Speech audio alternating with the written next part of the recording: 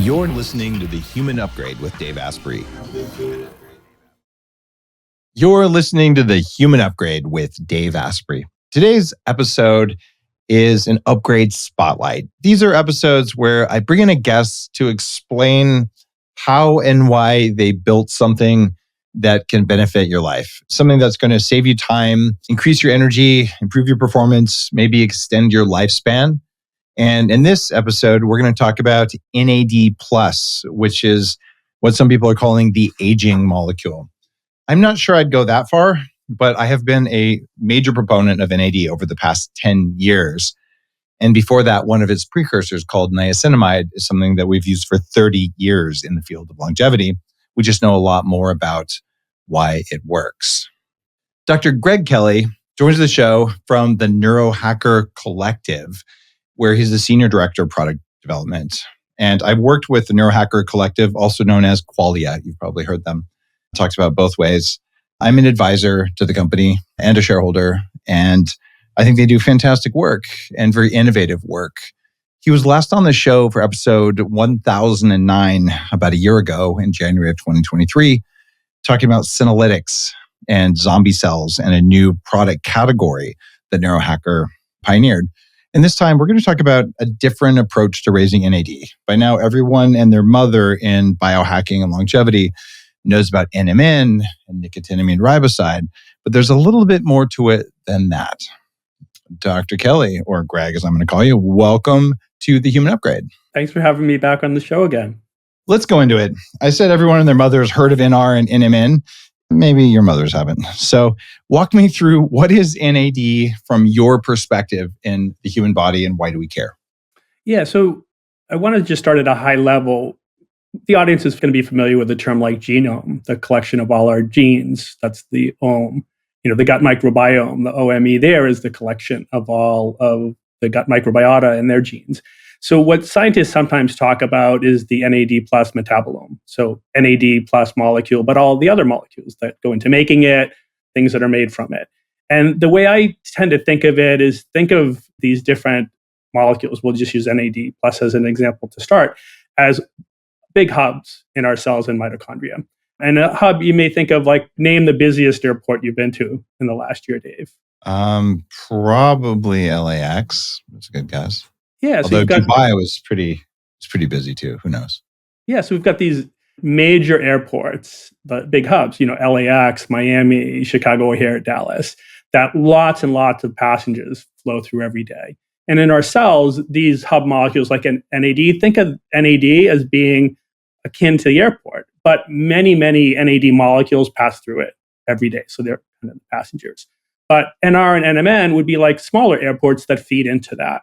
So we want those planes to go from where they started and arrive at the NAD terminal, right? We don't want those passengers stuck there.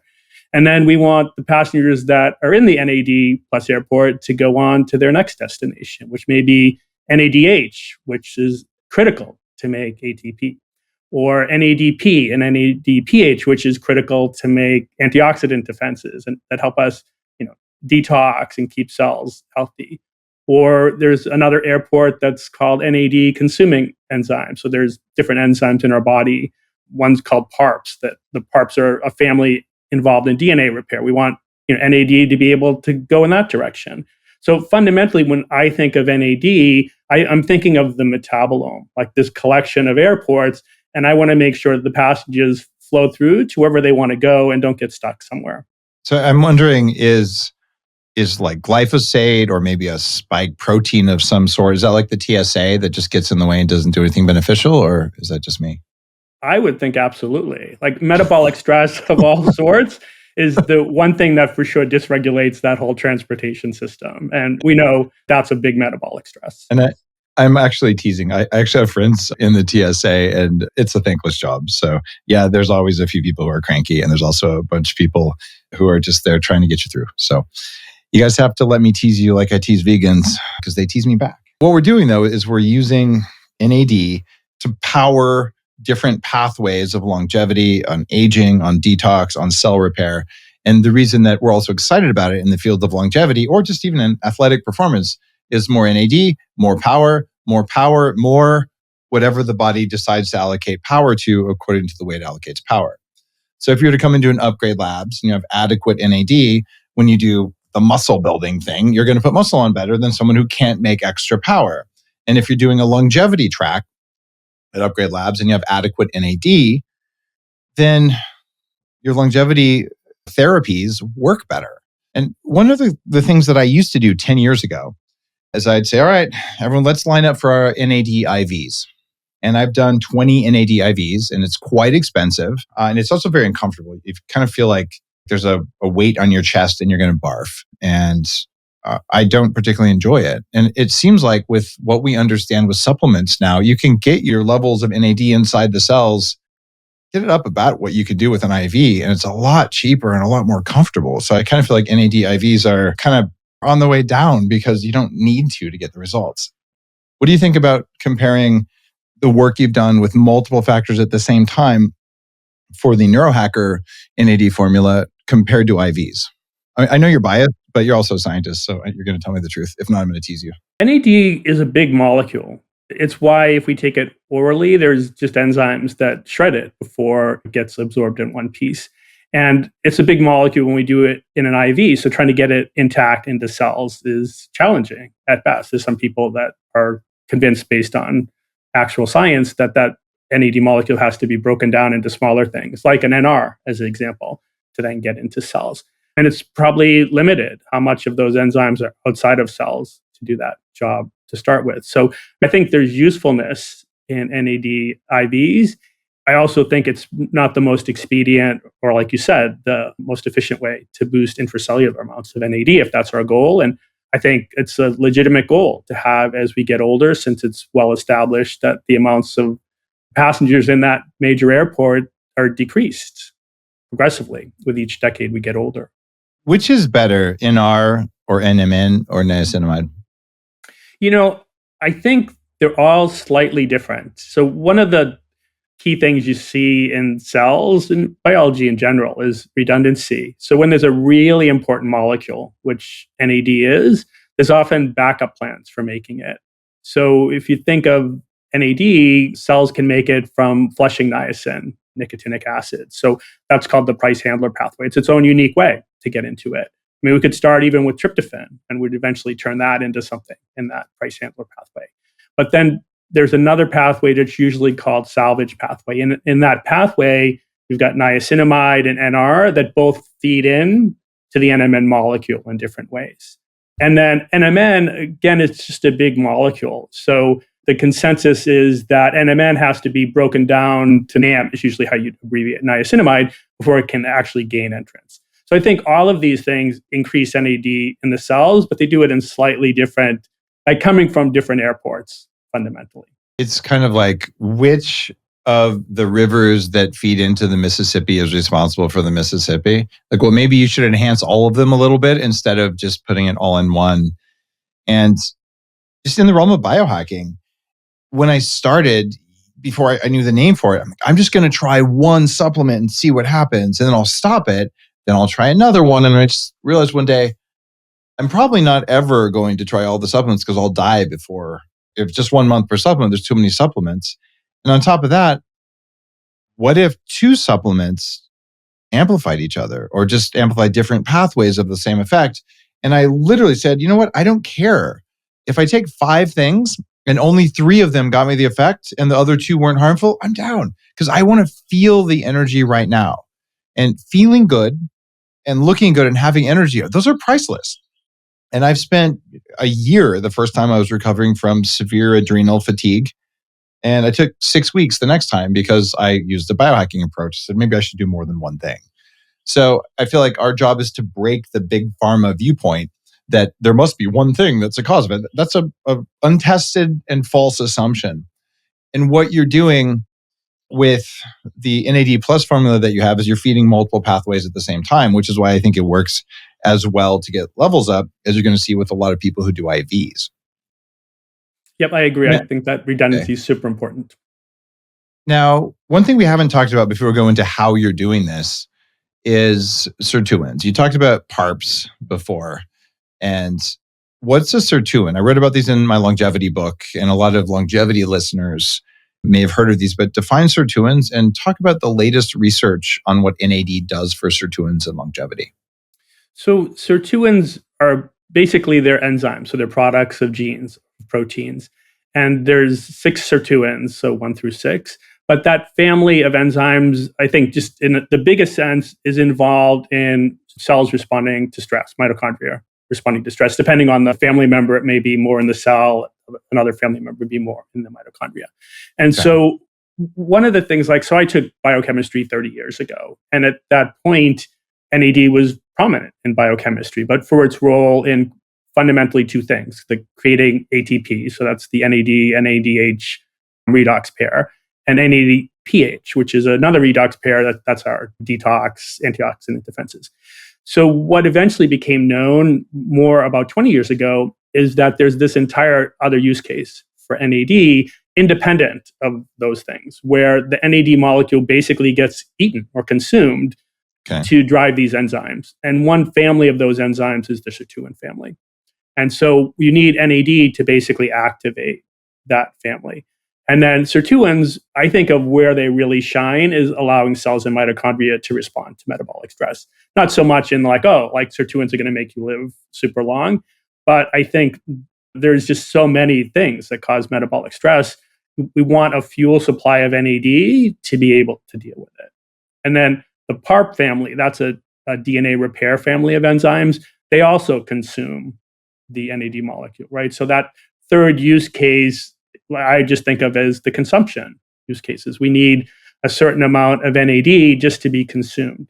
And just to put it in perspective, riboflavin also is something that is used in a redox pairing, an FAD, FADH. And the daily value of riboflavin, 1.2 milligrams. The daily value for niacinamide is more like 16. And the reason is because in the toggling between the redox pairs, eventually the molecules get used up and eliminated, but they're conserved somewhat, right? They're just flipping back and forth. But when NAD is consumed, you're using it up. So you just require a lot more of that cofactor because it's being consumed many, many times through a 24-hour day. So you want to raise sirtuin levels for longevity, cognitive performance, and to do that, you have to raise NAD levels. And to raise NAD levels, you do it via different pathways that all lead to more NAD. Yeah. And what's thought is that one of the reasons, and there's many, that NAD tends to be lower as we get older is because some of the consumption pathways are basically eating most of it, leaving the other ones starved. That makes so much sense. And it's a relatively complex biochemistry. If you're listening to this and your eyes crossed, that's okay. What's going on here is we have a bunch of really smart longevity and supplement scientists getting together saying, what are all the things we could do at the same time to raise NAD to get all of these downstream longevity, anti-aging benefits? And if you look at what they first started NAD IVs for, it was actually for alcoholics. Because when they would do a bunch of NAD IVs, it would fix their mitochondria, and then they would stop craving alcohol in a surprising amount of the time. So I believe having enough energy in the body is an anti-addiction strategy, because even down at the cellular level, the cells, when they have enough energy, they feel safer and more able to handle the world around you, which means you're less likely to reach for a substance. And yes, there's trauma. Yes, there's all sorts of other things. When you start at the very high levels and you work all the way down into the subcellular stuff, it always ultimately equals energetics. So I don't know if oral raising of NAD has that effect, but I know IVs do. And I believe oral is now reaching the same efficacy as IVs because you're doing multiple pathways and IVs are just straight NAD. And also cost effectiveness, like orders of magnitude more affordable to do the Neurohacker formula versus IVs. So what did you put in there? After all of the research and all the different pathways, what is in the Qualia NAD Plus formula? Niagen, nicotinamide riboside, which is by far the most studied form of that nutrient for increasing NAD levels and doing other things in humans. We also put a bit of the flushing niacin form, but below threshold you should flush to support that way of making it, and then some niacinamide, right? So we wanted to cover those 3 different ways of making it. But then one of the things that I think is so underappreciated, right? I know when I was originally hearing about NAD, the thing I constantly hear is like, oh, well, NAD is super important to make ATP, which is true, right? Like that's one of its oldest known functions, that NAD NADH pairing. Can't make ATP without it. From carbs, from fats, you name it, NAD is involved. But what I've never heard anyone talk about is how instrumental ATP is in making ATP, right? And so just quickly, like to make NAD from nicotinamide riboside, that's 2 steps, right? So you're going basically changing over planes somewhere. But the second one requires ATP. To make it from niacinamide, the same. It's 2 steps, but the second one requires ATP. To make it from the flushing niacin, it's 3 steps, but 2 of the 3 require ATP. And I know you know the name James Clement. Oh yeah, he was on the show a couple of times. I've known him for 25 years, a longevity guy, right? So he did a study, probably about 2018 or 19, it was published, called The NAD plus metabolome is dysregulated in plasma with aging, something along those lines. And what I found super interesting about that human study is in like NAD levels first were declined with age, right? So we expected that. But other airports in the metabolome, some of them had fewer passengers, some of them had more. So it seemed like in some instances, the molecules were stuck somewhere, not getting on to the next stop in the metabolome. And at the time, I pulled up a biochemistry drawing, and what popped out to me is that there was ATP in all these places, but anywhere ATP was, the front end of that, so the place in the metabolome before that, is where people were stuck, or these molecules were stuck. And the other end of it was where they were lower. So the unifying thing that helped me make sense of what he saw in that study, with some molecules being normal levels, others being too high, others being depressed, was that anywhere ATP was needed, work wasn't getting done to move things along. And flux is what ultimately matters in cellular health. And so one of the things we did in this Qualia NAD product is we wanted to do things that supported ATP. And another thing I don't hear mentioned enough is that whenever you see ATP, think ATP magnesium complex. The two are always together in our cells in mitochondria. So without that magnesium complexed on to ATP wouldn't do any work. So because of that, we wanted to make sure there was magnesium in this product to help create the flow through this complicated network of molecules.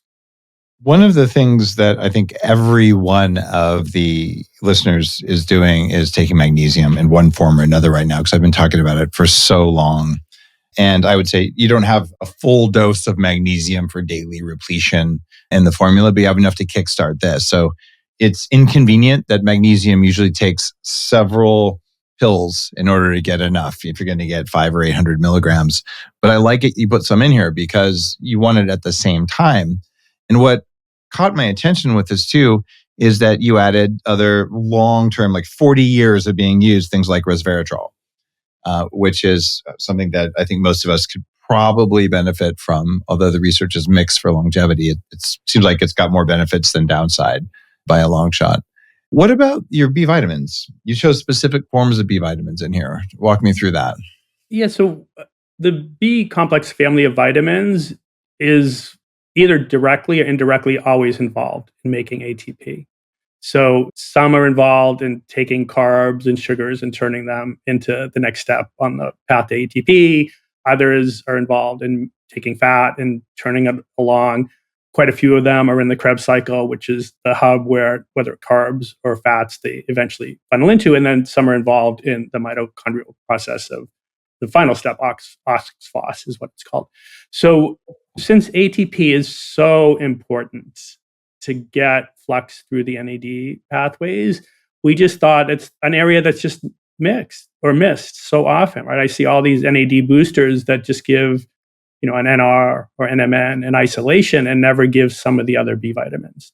And what we decided to do at Neurohacker was use a fermented yeast extract. So basically, it's a yeast extract that has super high amounts of these different B complex vitamins. But a yeast cell, just like our cells, would have all the airports represented. So like it would have fundamentally the entire NAD metabolome, not just like Flushing B3 or niacinamide. Now, we have to label it in the way that the FDA requires, but a yeast extract will have, just think of it as the entire system of airports for the NAD metabolome. And the same would be true for any of these other vitamin cofactors. And I think that's important because at the end of the day, it's like all of these things are important. What's critical for health as we get older, as you well know, is energy. But energy is about flux through all these complicated pathways.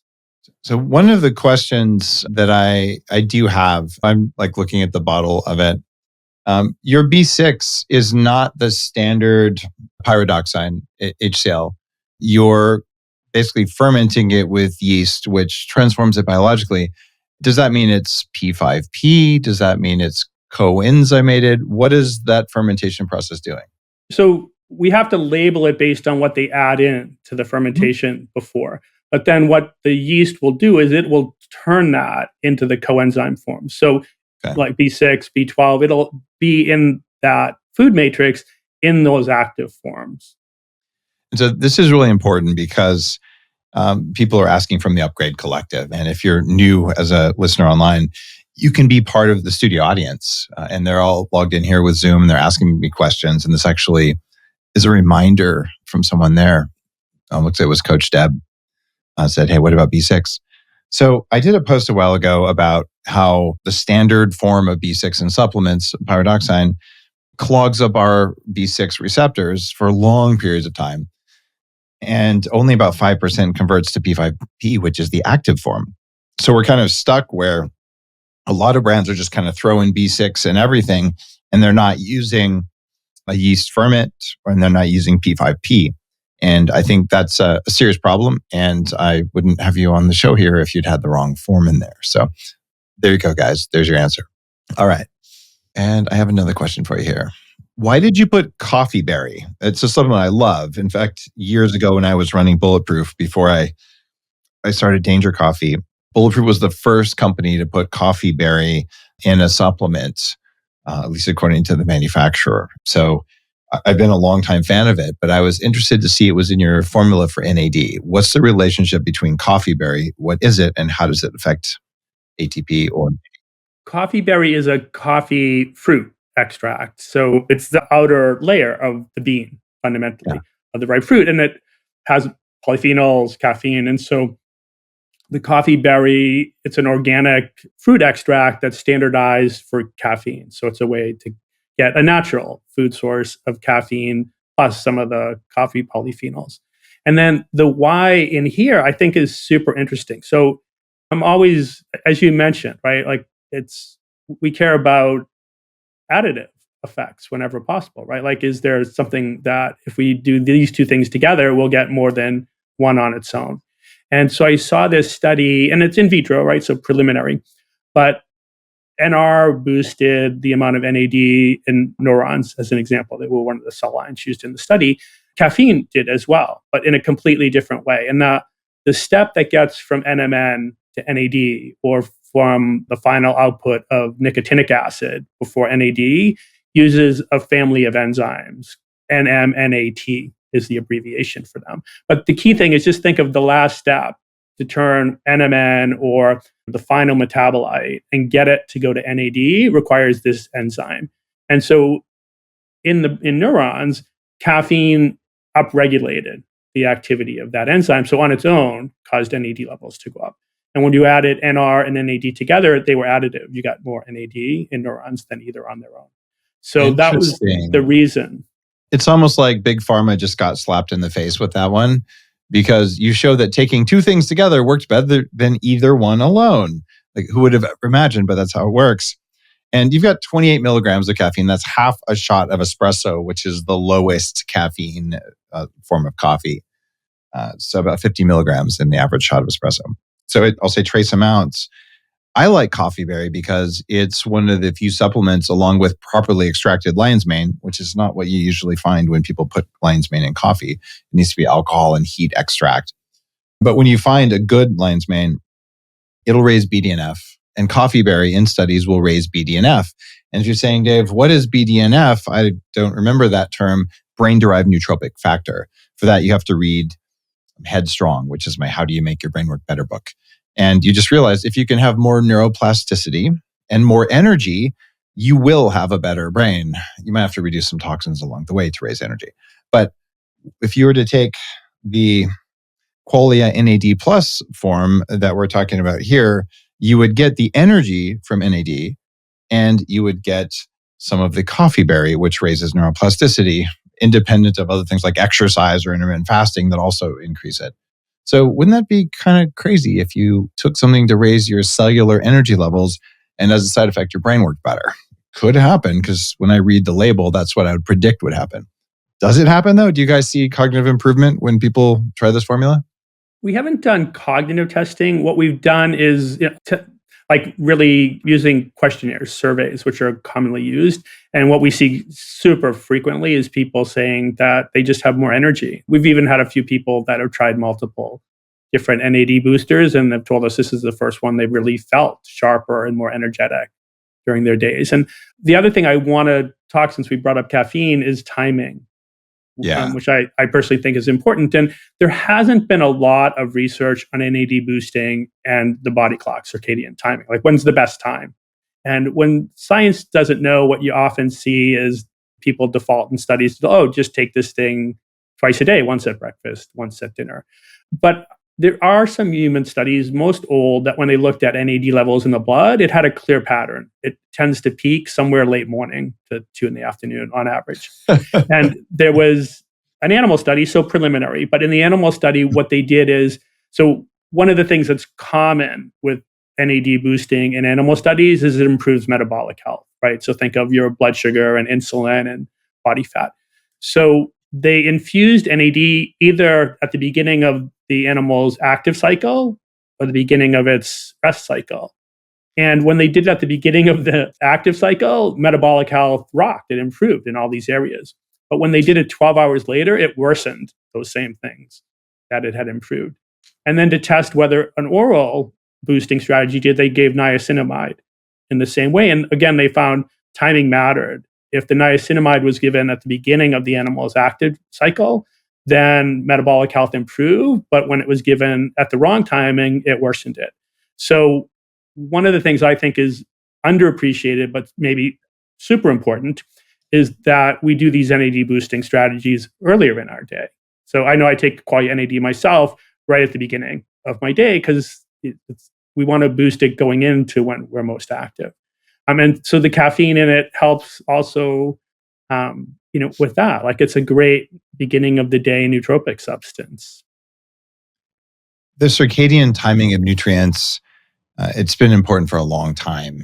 And it's funny, if you were to eat a meal at midnight, if you've been listening to the show for a while, you know what that does to wreck your circadian timing, your blood sugar levels, your sleep quality, and all that.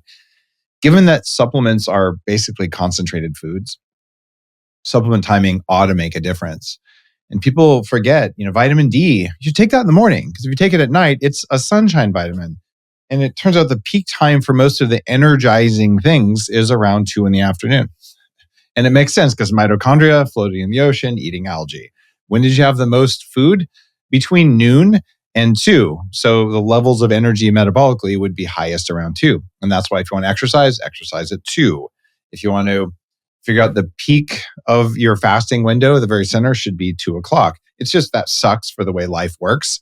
So we don't usually do that. And you can do stuff in the morning to raise your levels during the day, and they'll still be raised at 2. But if you took it at 10 a.m. versus at 6 a.m., you might be more aligned circadian wise, but you don't take it at night. So the things that energize go in the morning. Things that enhance mitochondria but aren't directly energizing and stimulating help with sleep, which is why magnesium, its peak level is at noon, which is surprising because we all take it for sleep because I've been talking about that forever as well. But about 6 years ago, my recommendation changed to take half your magnesium in the morning, and you have it in the Qualia NAD Plus, and take half of it at night because it's calming for sleep, but it's energizing during the day. And I'm just constantly fascinated by when should you take what for who to get what result. And with AI, we're getting better and better. And I think your formulas are improving as well because this is a really cool way to do it. Thank you. Yeah, I think so as well. Now, you are one of the few companies who really focuses on clinical trials. You do beta studies. What did you find from using the Qualia NAD Plus in the clinical trials you did? Yeah, so I'll start with our N of one. So I know your audience is familiar with that. So, I was the first self experimenter with Qualia NAD Plus, and I used it, did a before and after NAD Plus, took the product for 20 days in a row, first thing in the morning. And what happened for me is my NAD Plus levels in blood went up 156%. So it's like, oh, like this is doing what it's supposed to do for me, at least with that marker. And then one of our other team members, Nick Bitts, a naturopathic doctor that works at Neurohacker Collective, he did just a shorter self-experiment, 10 days. His went up 49%. So, cool, worked, great and fast for him. And then more recently, Bob Troya. So he's well known in the biohacker space as Quantified Bob. I know, Yeah, him but well, Bob Dave. came to the very first biohacking conference 10 years ago. That was how he became a biohacker. Yeah. Yeah. So we sent him the before and after test kits and a bottle of Qualia NAD, and said, go do it, right? Take the product, do before and after, and see what happens, and then feel free to share it on your social media, your blog. And recently, he just shared those with me, and his results over, I think it was 28 days, increased 96%, so almost doubled. Right. So in the N of one testing, it's done really well. And again, your audience knows well that idea of your mileage may vary, right? A very common acronym in the nootropic space. And you see that constantly in an NAD study. If they publish the individual results, you see some variance. Some people are super responders, some are good responders. So in this sense, I would think of myself more like I was the super responder in the group. Bob was the good responder, and Nick slightly, not quite as good. So because of that, we decided, okay, well, let's do a bigger placebo-controlled study of Qualia NAD. And we literally just got the results yesterday afternoon Oh, for wow. the first I want to cohort. hear. So we have another cohort that'll be going through. And for the audience, a cohort means one group of people went through the study this fall, early winter, and one group is going to go through the study in January and early February. But the first group, we just got theirs, and compared to placebo, there was a significant increase in NAD with Qualia NAD, and the end result was the average increase was 82%. Was how many percent? 82 or 92? 82% over 1 month. Wow. How does that compare to an IV? So IVs, there's just not much data published on what IVs do to boost intracellular levels of NAD. I think it's Infinity, that lab, he's done the most. And what he's communicated to me is that he just doesn't see big intracellular increases in his measurements, at least his analysis of results with NAD infusions or IVs. I think you get a huge spike, and it clearly has some benefits. Some of it enters the cells. I've felt benefits from it, but it's just a very expensive spike. And then it goes down and it goes away, and you have to do usually 10 of them relatively closely spaced. Or you could maybe just take Qualia NAD Plus, and you're getting almost a doubling of levels from a supplement that costs 10% of what you'd spend on one or two infusions. So that's kind of a big deal. So just in terms of economics and time and needle sticks and all that, Qualia NAD Plus looks just like a better use of energy and time and dollars, which is why I wanted to have you on the show to talk about it. And another thing I just think that it bears talking about, like when I think of why I want more, resources to make NAD, it's because of what you mentioned earlier, like the TSA agents, metabolic stress.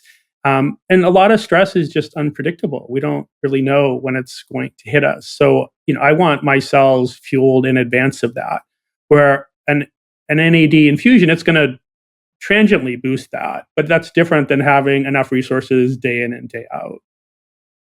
Yeah, it's a different animal for sure. All right. There has to be some things that you thought were going to work in Qualia NAD Plus, but you didn't include for one reason or another. What's the most interesting one? I mean, Well, one of the things we thought long and hard about was NMN. And really the main reason we didn't was just because the FDA decided, in the midst of creating our product, that it wasn't a dietary supplement anymore. So I still think NMN, does a good job at boosting. Was that really the FDA? I mean, certainly I've seen the FDA make some very questionable decisions over the past, 3 years, we'll just say at least. But in this case, it looked like it was a competitive thing that someone said it was a drug and that triggered the FDA action, but it was one of the companies registering NMN as a drug that caused kind of a cascade, almost like a misuse of regulatory policy. But I don't think it was the regulators who did this. Usually it is, but in this case, it wasn't. Yeah. So what would happen when a pharma company wants to investigate a drug? They would file what's called an IND, an investigational new drug application, and then once the FDA gets that and kind of thumbs up, that substance now is in the drug pipeline and really can't get out of it. So a pharma company under a different name, it was like MIB something was what they designated it, but it was NMN. And around the same time, it's hard to say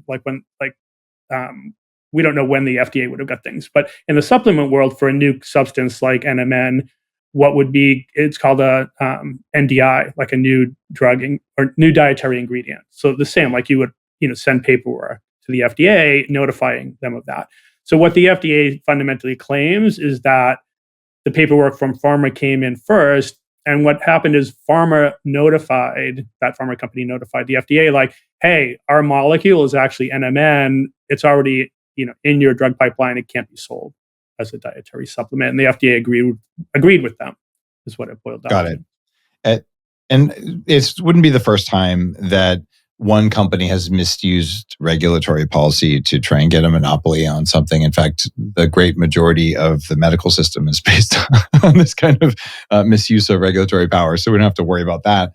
What I do know is that if I can get that 80-something% increase by taking, we'll say, a multi-ingredient formula like the Qualia NAD+, there's no point to taking NMN, and this is more affordable than NMN, and you've got great results. So, okay, you guys can have that. We don't need it, is kind of where I am. And you're talking to a guy. I bought a kilogram of NMN when the very first study came out. I had it sent in from China, and took it. I've taken NMN, I've taken NR since it became commercially available, niacinamide, even niacin going back to the 90s. So all of these pathways matter, just having them stacked up in the right way with all the cofactors in a single formula. I like it. It's going to save me a lot of time and energy. So Qualia NAD+. And because we work together, because I always ask people to come on to talk about their stuff, guys, you get your NAD levels up by at least 50% and get 50% off. Go to neurohacker.com/DaveNAD. That's neurohacker.com/DaveNAD and save some substantial money, especially compared to NAD IVs. All you got to do is take a couple pills a day. Levels go up. Seems pretty straightforward. You've got that one checked off on your box for longevity, and you can invest your time and your dollars somewhere else besides sitting around with needles in your arm for this one. And one more thing, can I just add? So this would be something internally our science team talks about, and it would be along the lines of, we care about NAD, but we also care about it because of what it does, not just increasing it in isolation. So in our original beta test, one of the things we did was we asked questions about all types of symptoms that occur as men and women get older, right? So, exhaustion and sleep problems and you name it. And we just saw tremendous improvements across the board in those, right? Which is one of the reasons we thought, we're on the right path doing, our more complicated Qualia NAD product than just giving a single NAD booster. And we still have to verify those results in a bigger placebo-controlled study. But, one of the things I would just encourage the audience is that, you want your NAD booster to give you energy, to make, aging feel not as old. Beautiful. I've been a long-term fan of NAD, not going to stop. I just like to not spend all my time and money getting it. So this is a cool episode for me. Thanks for walking all of us through the science and about how you made the decisions you did make for Qualia NAD+.